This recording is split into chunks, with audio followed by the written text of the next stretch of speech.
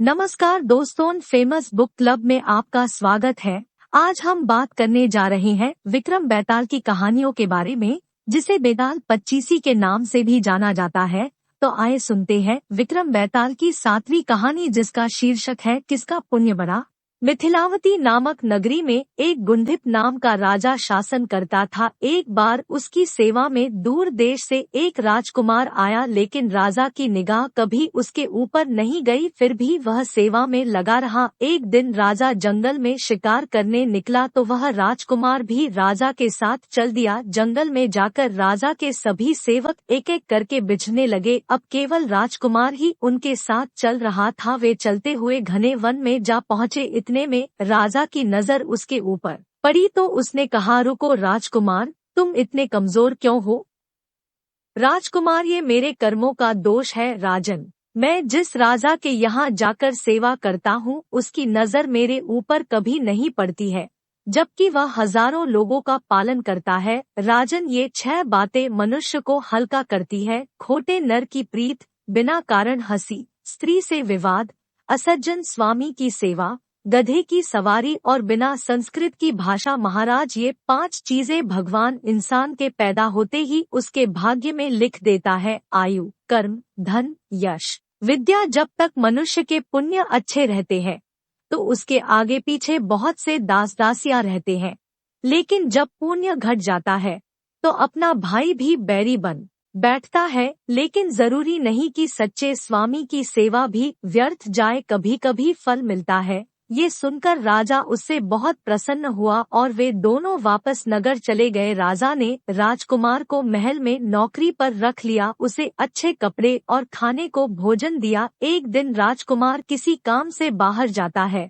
तो उसे रास्ते में देवी का मंदिर दिखाई देता है। वह अंदर जाकर देवी की पूजा अर्चना करता है और फिर जाने लगता है। जब वह निकल रहा था तो उसने देखा कि एक सुंदर स्त्री उसके पीछे चली आ रही है। राजकुमार उसे देखते ही आकर्षित हो गया। स्त्री ने कहा, जाओ, तुम पहले जाकर नदी में स्नान कर आओ, फिर तुम जो कहोगे मैं वही करूंगी। राजकुमार जल्दी से कपड़े उतारकर नदी में कूदा और तैरते हुए महल जा पहुंचा और वहां जाकर उसने पूरी बात राजा को बताई। राजा, अरे वाह, ऐसी बात है तो चलो, मुझे भी वहां ले चलो। दोनों घोड़े पर सवार होकर जंगल में गए और देवी के दर्शन किए। इतने में एक सुंदर स्त्री प्रकट हुई तो राजा उस सुंदर स्त्री को देखने लगा। सुंदर स्त्री राजा को देखते ही उन पर मंत्रमुग्ध हो गई। उसने राजा से कहा, राजन, मैं आपसे बहुत आकर्षित हुई हूँ, आप जैसा कहेंगे मैं वैसा ही करूँगी। राजा कहता है कि तो फिर तुम मेरे इस सेवक से शादी कर लो। स्त्री कहती है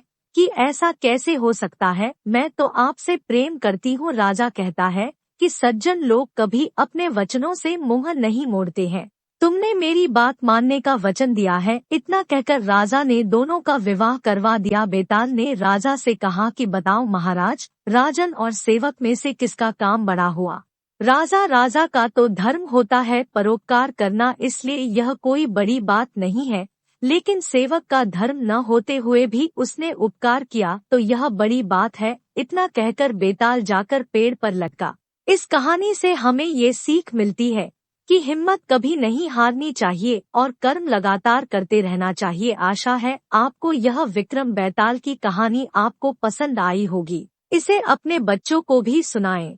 आप इस वीडियो को लाइक, सब्सक्राइब और शेयर कर सकते हैं और इस तरह के और दिलचस्प किताबों के सारांश और ज्ञान से भरे ब्लॉग वीडियो के लिए हमारे वेबसाइट और YouTube channel the famous book club को सब्सक्राइब कर सकते हैं। मिलते हैं विक्रम बेताल की अगली कहानी को सुनने, जिसकी लिंक वीडियो डिस्क्रिप्शन में मिल जाएगी।